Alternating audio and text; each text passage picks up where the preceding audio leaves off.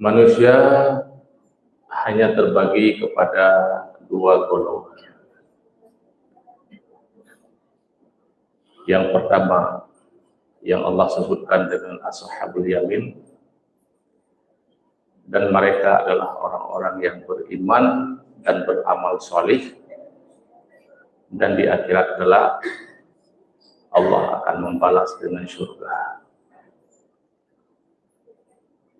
Dan yang kedua, ashabus shimal, yaitu golongan kiri. Mereka adalah orang-orang fasik yang keluar daripada mentaati Allah dan Rasul-Nya. Dan pada hari akhirat nantinya setelah dibangkitkan oleh Allah akan dimasukkan ke dalam neraka.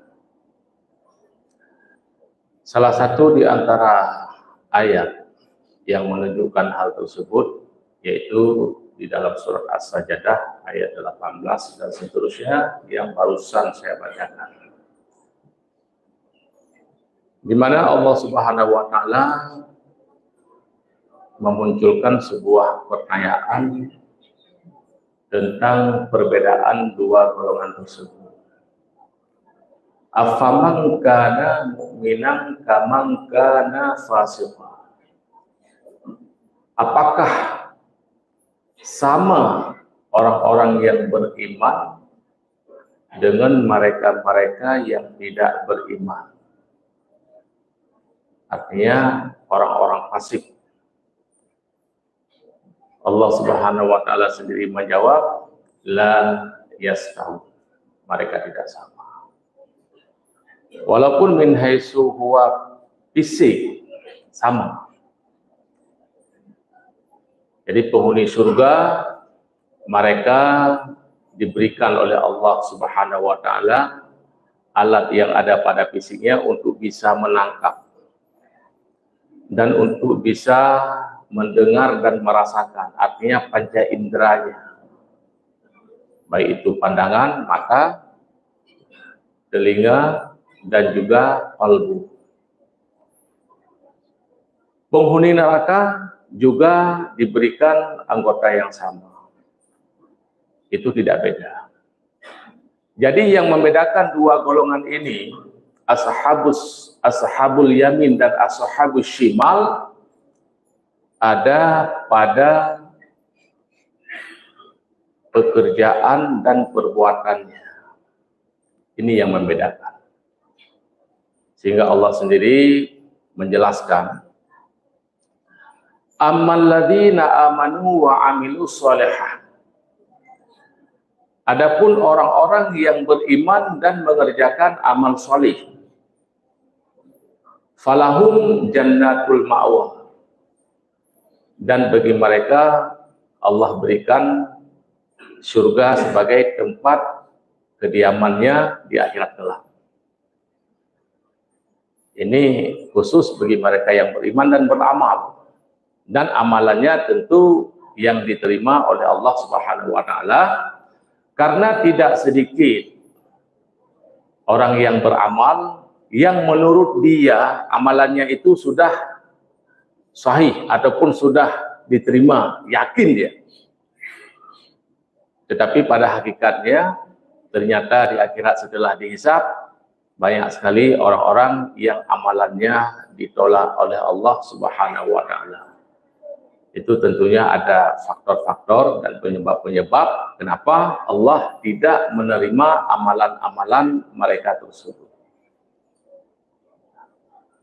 Jadi yang masuk neraka bukan hanya orang-orang yang berbuat amalan-amalan jahat saja. Namun ada juga mereka-mereka yang beribadah yang menurut pelakunya itu baik. Dan dengan amalan tersebut mereka bisa masuk surga. Ternyata pada hari akhirat setelah dihisab oleh Allah Subhanahu wa taala, amalannya tidak diterima. Sidang jemaah Jumat rahimani wa rahimakumullah. Wa amal ladzina fasaqu. Ini tentang orang fasik. Mereka-mereka yang keluar daripada mentaati Allah dan Rasul. fama'wahumun nar. Tempat kediamannya di akhirat kelak di dalam neraka. Dan mereka-mereka yang sudah setelah dihisap, kemudian digereng, diseret dan dilemparkan ke dalam neraka, maunya apa? Keluar dan dibebaskan daripada siksaan tersebut. Ulama aradu ayyakhruju minha u'idu fiha. Pada ketika penghuni-penghuni neraka, sesekali Allah perlihatkan seakan-akan dinding neraka itu sudah roboh. Mereka maunya keluar. Namun itu hanya sebagai tipuan saja. Mereka dikembalikan lagi dan ditempatkan di tempat di mana mereka disiksa. U'idu fiha wa qila lahum zuqu azaban naril ladzi kuntum bihi tukadzibun. Rasakan ini.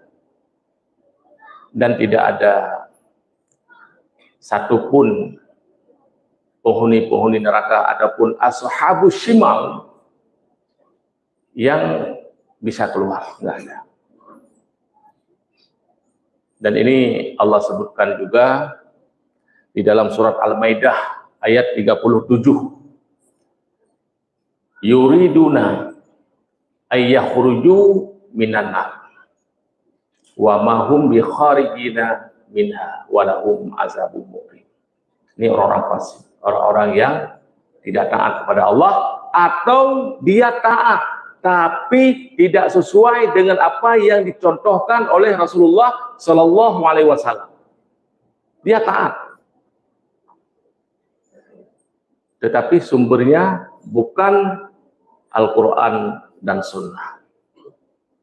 Dan banyak hari ini mereka yang beramal dengan penuh keyakinan, tapi setelah dikaji ternyata amalan yang mereka lakukan tersebut tidak ada perintah dari agama yang mulia ini. Tidak sedikit. Maka jangan asal beramal, tapi kaji dulu apakah itu ada perintahnya. Kenapa demikian? Binasanya ini sudah ada contoh pada umat-umat sebelum kita. Binasanya orang Yahudi dan orang-orang Nasrani yang mereka disebut oleh Allah sebagai ahlul kitab. Kenapa? Karena mereka menjadikan ulama-ulamanya sebagai Tuhan selain daripada Allah. Caranya bagaimana? Di dalam surat At-Taubah ayat 31, nanti Bapak bisa baca lagi di rumah terkait masalah yang kita sampaikan ini. Apa kata Allah? Ini tentang binasanya orang Yahudi dan orang Nasrani, karena mereka terlalu taslim kepada panutannya. Tidak mau lagi untuk menganalisis sesuatu yang mereka dapat, untuk mengkaji, untuk bertanya apakah ini ada dalilnya. Ini binasanya mereka. Yang kita khawatirkan, kebinasaan yang semacam ini menimpa umat Muhammad SAW. Padahal Rasulullah sudah mengatakan untuk umatnya, seluruh umatku masuk surga kecuali yang enggak. Siapa yang enggan, yang taat kepada aku masuk surga, yang tidak taat kepada aku berarti dia enggan. Maka pedoman agama merujuk kepada Rasulullah, jangan kepada yang lain, walaupun melalui ulama. Maka perlu juga kita kaji apakah ulama tersebut warasatul anbiya ataupun ulama tersebut yang dia sudah tergelincir di jalan yang lurus, kemudian kita mengikuti, akhirnya kita juga ikut binasa. Ittakhadhu ahbarahum wa ruhbanahum, ini contoh untuk umat sebelum kita, arbabam min dunillah. Ini orang Yahudi dan orang Nasrani. Mereka menjadikan ahbar. Ahbar ini adalah ulama-ulama Yahudi, jamak daripada Hibrun. Mereka ahli kitab memang, ahli Taurat. Bagaimana ahlinya? Sampai mereka mampu merubah kitab Taurat, kemudian yang sudah dirubah, itulah yang disampaikan, yang ditawarkan kepada pengikutnya, dan pengikutnya yakin ini dari Allah. Sebegitu hebatnya. Dirubah, kitab Tauratnya dirubah, yang setelah dirubah, barulah disampaikan kepada pengikutnya. Itu penyebab binasanya orang Yahudi, karena menjadikan ahbarnya, ulama-ulamanya, sebagai arbaba min dunillah.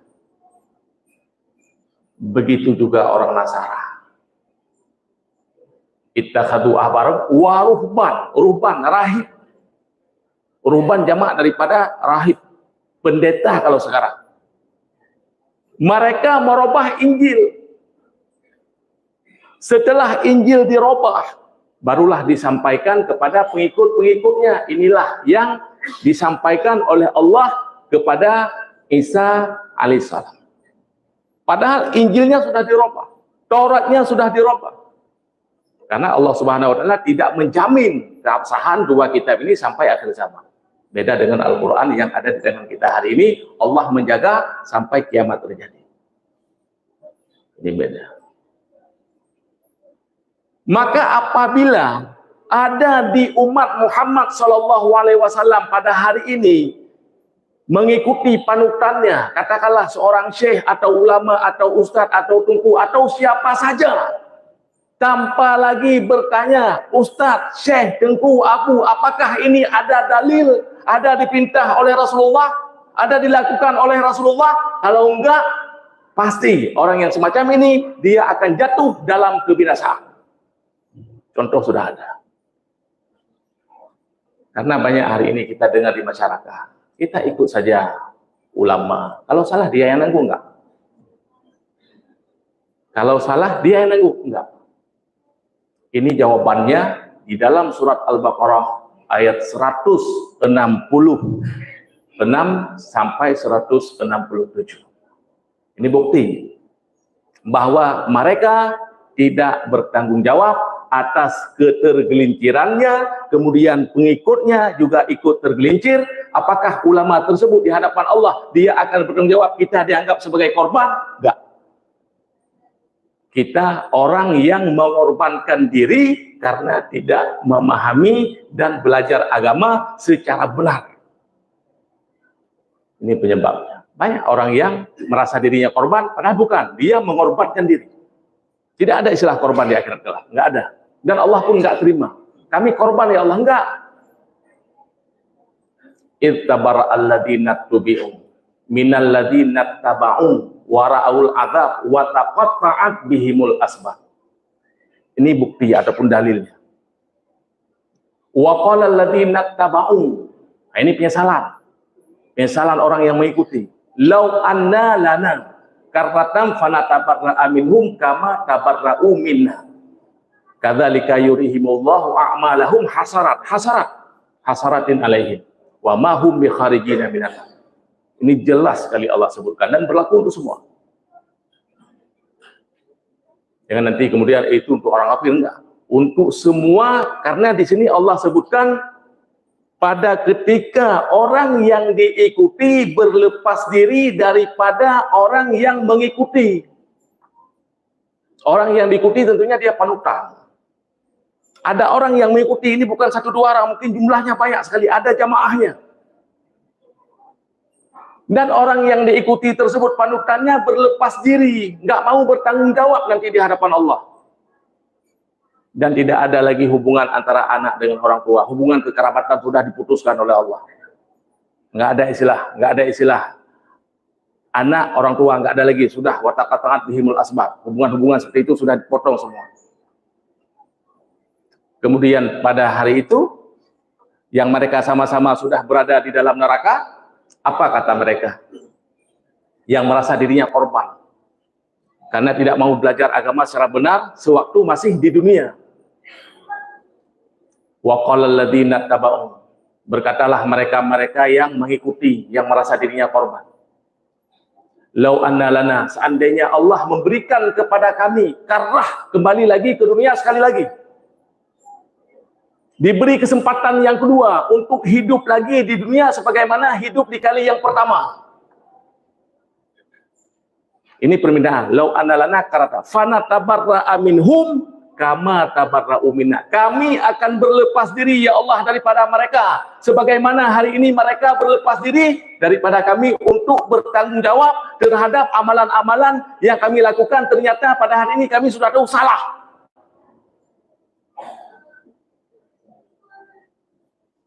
Kadzalika yurihimullahu a'ma lahum hasaratin alaihim. Pada hari itu Allah perlihatkan kepada mereka, yurihimullahu a'malum hasaratin alaihim. Amalan mereka hasarat, amalan yang merugi. Mereka beramal, mereka beribadah, bahkan kadang-kadang ibadah mereka jauh lebih banyak daripada ibadah orang-orang yang lain. Sementara yang lain masuk surga, padahal ibadahnya lebih sedikit ketimbang ibadah orang ini. Kenapa? Pedoman ibadahnya nggak ada. Ibadahnya kalau dalam bahasa Rasulullah disebut dengan muhdasah ataupun bid'ah atau perkara baru dalam agama. Maka kita perlu berhati-hati untuk menerima sebuah ibadah. Kalau memang itu ada dalil, beribadahlah dengan ibadah tersebut karena dalilnya sahih. Kalau nggak ada, jangan ikut-ikutan. Jangan kemudian, karena banyak sekali hari ini kaum muslimin yang mengatakan kalau memang itu salah, nantinya merekalah yang akan bertanggung jawab di hadapan Allah. Kita diberi akal untuk menganalisis sesuatu. Kita diberi semua. Apa yang diberikan kepada orang lain, Allah berikan juga. Jangan sami'na wa ta'na kecuali hanya kepada Allah dan kepada Rasul, kepada selain Allah dan Rasul. Jangan. Sehingga kita termasuk dalam golongan ashabul yamin yang pada akhirnya di akhirat kelak dibangkitkan, kemudian dimasukkan ke dalam surga, atau sebaliknya. Kalau kita tidak menggunakan akal untuk menganalisis sesuatu, untuk menerima agama berdasarkan fakta ataupun dalil, maka dikhawatirkan nanti sebagaimana orang Yahudi, orang Nasrani, binasanya mereka karena mengikuti ulama. Apa yang diharamkan oleh ulama mereka, pengikutnya juga mengharamkan, padahal Allah menghalalkan. Apa yang dihalalkan oleh mereka, pengikutnya juga menghalalkan, padahal Allah mengharamkan. Jangan sampai kebinasaan yang semacam ini yang pernah menimpa dua golongan besar yaitu Yahudi dan Nasrani menimpa kita sebagai umat daripada Nabi Muhammad SAW.